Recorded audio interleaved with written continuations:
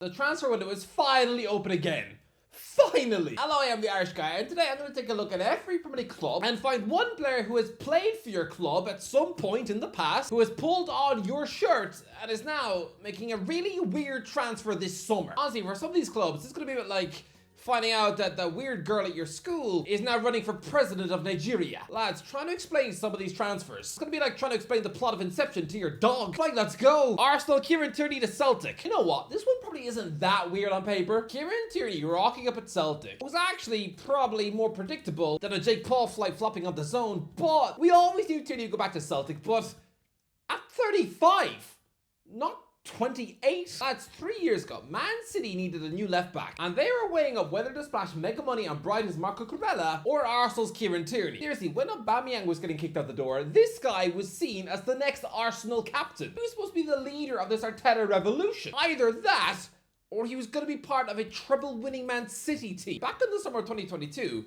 Tierney probably felt big time. I remember thinking Eddie Howe should have signed him for Newcastle. No. Instead, his legs would be chewed apart by the injury demons. And so now, to be relegated back where he came from, it's a little sad. Aston Villa, John Durant for Fenerbahce. Well, this is simply mental. Lads, this just proves that Jose Mourinho is still a massive lure. People like to pretend that the special one is now just a crazy old man who probably eats puppies for brunch. But oh no, lads. He's in Turkish football and is still just about to sign a striker who Chelsea been chasing for years. John Durant was that beautifully brilliant Aston Villa centre forward. A massive talent last season, and it did look a bit sad to see a 21-year-old dip for the bag in Saudi after scoring some epic goals, like that late winner against Bayern Munich. Well, after stuffing his face with £335,000 a week, and paying Al Nassr back with 12 goals in 20 matches, the £65 million striker probably on strict instruction not to outshine a 40-year-old Ronaldo. Oh yeah, well, he's now wrapping up a loan switch to Fenerbahce, which is so depressing on my client, my hand. Sure, it's only a loan deal, so don't worry. His bank account is still gonna be fatter than a bloke who gets married at McDonald's. But a few months ago, he had the world at his feet. To now wind up at Fenerbahce. This stings of when Alan Saint-Maximin quit Newcastle for the Saudi Pro League. Everyone then forgot about his brilliance, and so yeah, he wound up in Mourinho's rubbish bin. This is such a depressing deal. Honestly,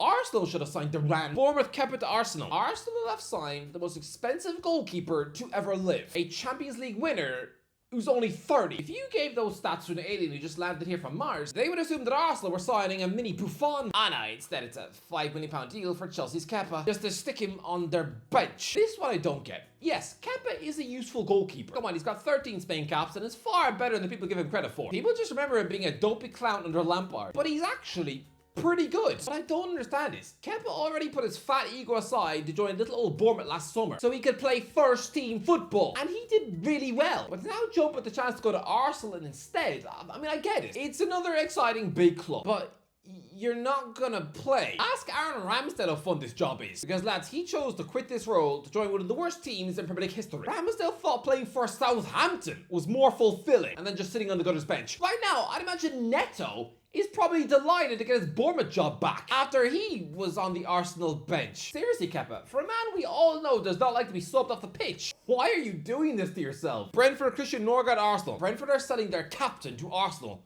for just £10 million? What? You don't have to do this.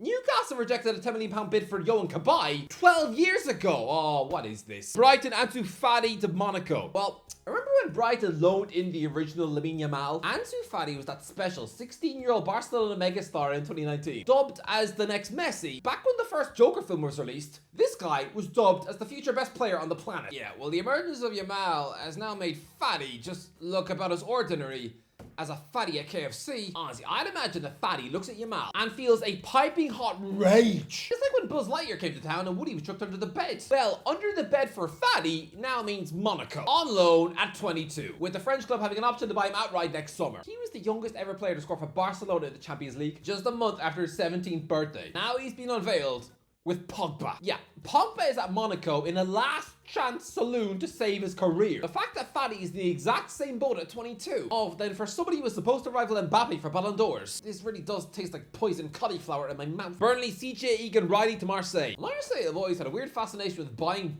average British players. And I can't really understand why. And at least a couple of them were only there to escape the police. Are you actually telling me that Marseille bothered to have scouts rock up a Turf Moor last season to watch Burnley play? But hey, CJ Egan-Riley, after an immense breakout season at Burnley, this former Man City Academy centre-half has decided to dip on the Premier League to run off to Marseille on a free. There's something about former Man City Academy centre-backs right now that is all the rage in European football because FC Porto are trying to sign Taylor Harwood-Bellis. I have no earthly idea why. Chelsea Tammy Abraham to Besiktas. Okay, hold up. What is going on? Ever since Tammy Abraham was wedged out the door at Chelsea 4 years ago, he's been on a remarkably bonkers European journey. It's almost like this beanpole striker is on a mission to prove Thomas Tuchel wrong by joining some absolute worldly giants like Roma and AC Milan. Don't forget, he had a trophy-winning 27-goal debut season in Italy working under Mourinho. He was making Tuchel look like a silly balding postman for kicking him out of Stamford Bridge. Although now that Tammy has seen Tuchel take the England job, he's pretty much given up. Because after a 10-goal season on loan at AC Milan, oh no, he's joining Besiktas for 20 million euros. With this 27-year-old striker choosing to place his career in the hands of Ole Gunnar Solskjaer. Are you sure, mate? Look at the other two recent ex-England internationals to join this club. Do you think Dele Alli or the Ox have had fun? No, their stints are about as painful as sitting through a Teletubbies episode. Could Abraham have not wrapped up a Premier League move to a Nottingham Forest or something instead? Crystal Palace, nobody. Yep, Crystal Palace are the only club in the Premier League so far to not have a former player joining somewhere weird. Next, Everton Demarai Gray to Birmingham. Wow, this is huge. Because it only feels like 5 minutes ago that Demarai Gray was a man reborn at Everton, spanking in wonder goals after rebuilding his confidence at Bayer Leverkusen. Then he annoys everyone at Goodison Park by jumping headfirst into the fat bag in Saudi. But the glow of the Al Ettifaq project crumbled the minute Stevie G was sacked, and now this 28-year-old Jamaican international winger has just gone back to Birmingham City, who've only just crawled out of League One. For Birmingham City to get this guy back on the free, it's just stunning business. But it is extremely strange. You see what happens when you go to the Saudi Pro League? If you come back to Europe suddenly, you're gonna get a club that is way below your level. Because Gray, he should be out of Fulham. Fulham, Marcus Bettinelli to Man City. What is the point? Seriously, Marcus Bettinelli is a 33-year-old goalkeeper who was once in Gareth Southgate's actual England squad. He was once a pretty promising goalie at Fulham, who gobbled up 120 appearances for them. Sure, I get being blinded by the bright lights of Chelsea and choosing to go and spend 4 years there in their reserves. But when your contract finishes up and you've only played once for them and none at all in the last 3 seasons and you choose to do this again, replacing Scott Carson at Man City? Why? Are you not bored of not playing? You're a footballer. Football! This guy hasn't played a Premier League match since letting 4 in a Cardiff 7 years ago. What, was his confidence just eaten forever in a steak pie? Is he now too scared to step onto a football pitch? Because I get Scott Carson or Rob Green doing this job at the end of an experienced career. But Bettinelli, to be doing this in your late 20s and into your early 30s, as a goalkeeper, stinks of cowardice. Leeds Junior Firpo to Real Betis. Okay, yeah, this one is not that weird. But after rebuilding his Leeds United career, with Junior Firpo having initially been a big fat left-back flop after joining from Barcelona 4 years ago, after finally putting some solid performances in the Championship and getting Leeds back into the top flight, oh no, this Dominican Republic international left-back is now just going back to Real Betis. Bit weird. Liverpool Trent Alexander-Arnold to Real Madrid. Okay, keep your eyes on Andy Carroll this summer, because after leaving Bordeaux at 36, I just know he's got something bonkers and wacky up his sleeve. Would not be shocked at all to see this former British record signing, don't forget, lining up playing part-time for a pub team in Trinidad. Or maybe go help out Leon in League 2. But look, nah, I'm just gonna go for the boring, obvious one. Trent Alexander-Arnold quitting Liverpool for Real Madrid in what is now technically a £10 million move. Have his performances at the Club World Cup really been worth £10 million? Look, he's probably gonna have insane levels of success in Spain, sure. But it is a weird move, because a couple of years ago, I never, ever saw Real Madrid in his future. Ever. What's even weirder is that in his Real Madrid press conference, he said how he grew up watching this club win 3 Champions Leagues in a row. Grew up! You were on the pitch for one of them! So this is not a good start because he seems to think that Real won 3 in a row between 2014 and 2016. No, it was when you were on the pitch. So weird. Man City Leroy Sané to Galatasaray. Really? Leroy Sané is really in his Turkish Super League era already? It only feels like 5 minutes ago that Sané was this saucy, filthily talented, devastating impact player off the Man City bench. A lightning quick German winger who oozed absolute class. And so yeah, he rocked up at Bayern Munich to become a fairly top class winger with decent stats in the Bundesliga. But after apparently being off to Spurs this summer, the 29-year-old is instead joining Galatasaray.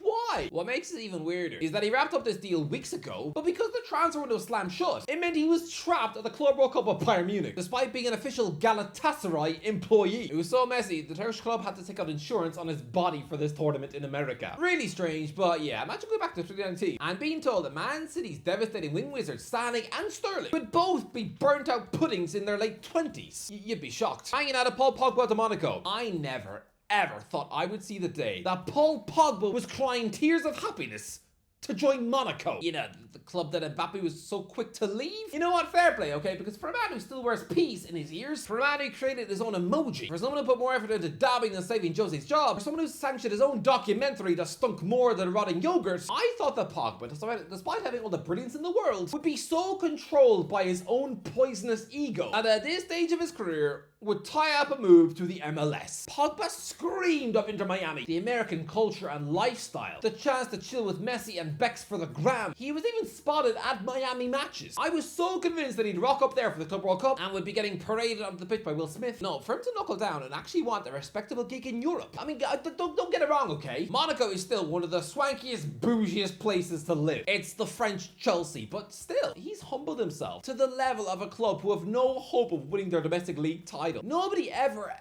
thought they'd see Pogba at Monaco at 32. Oh no, I always saw him having a Neymar future, to have quit European football early, but no, to still be there, being competitive, playing Champions League football. No, PP, I did not expect this. Newcastle, Freddie Woodman to Liverpool. Hang on a second. What?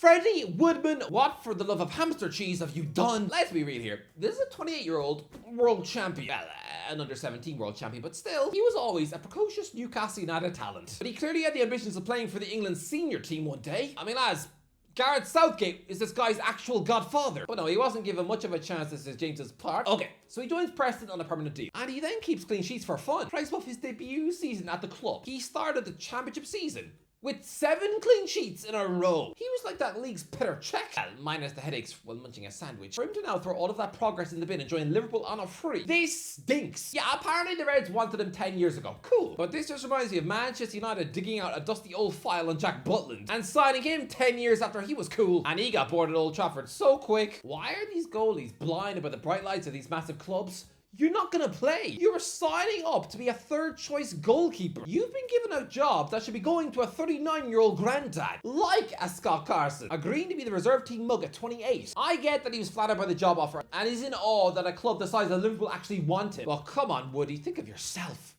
You're better than this. Nottingham Forest, Oliver Burke to Union Berlin. Remember when Oliver Burke was a big deal? An absolute jewel in the Nottingham Forest sludge around 8 years ago. He turned out to be a ridiculous £13 million flop at RB Leipzig, and then turned into one of these crazy journeyman wingers, and his Scotland career ended 5 years ago. But lads, now he's just swapped Werder Bremen for Union Berlin. I'll be honest, when his big money Bundesliga dream move failed in spectacular fashion 9 years ago, I did not think that close to a decade later he would still be playing in Germany. So for that alone, for him to have somehow rescued a career in the Bundesliga after an awful, dreadful start, to now be joining a team who were in the Champions League a year ago. Fair play, but boy, am I confused. Sunderland, Joe Bellingham to Borussia Dortmund. It's just weird to see another Bellingham at Borussia Dortmund. Even weirder if Joe Bellingham also turns out to be a world-class midfield talent. Because what happens if he develops into a brilliant Dortmund midfield star? Does he also get to move to Real Madrid? Is England's next World Cup midfield gonna be Bellingham's alone? Just weird. Tottenham, Luka Modric to AC Milan. Imagine being told back in 2008, when Newcastle United turned down the chance to sign Luka Modric, that a club the size of AC Milan would be purchasing him 17 years in the future. 17 years?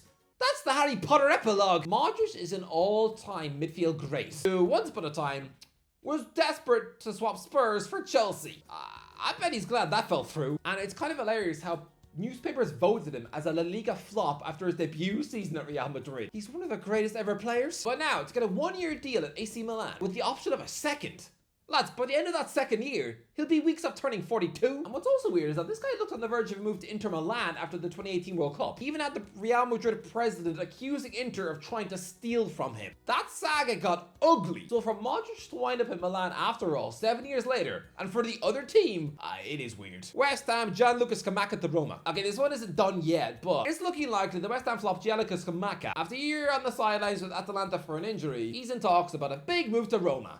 Not bad, I guess. Wolves, Keith Andrews to Brentford. Okay, this one is as a manager, but seriously, Keith Andrews, this former plotting Wolves midfield potato, has just replaced Thomas Frank as Brentford boss, despite having absolutely no experience in his pocket. Oh, this one is gonna be brutal. Anyway, that's the end of the video. Let me know in the comments, what do you think? What is the weirdest transfer that you've seen this summer? Let me know in the comments. If you do, don't forget to collect your subscribe to the ways. I'll talk to you in a while. Okay, lads. I've actually ran out of bananas today. I need to go to the shops. But for today, let's just chew this banana skin that's been here for 2 weeks. Oh God! Oh God!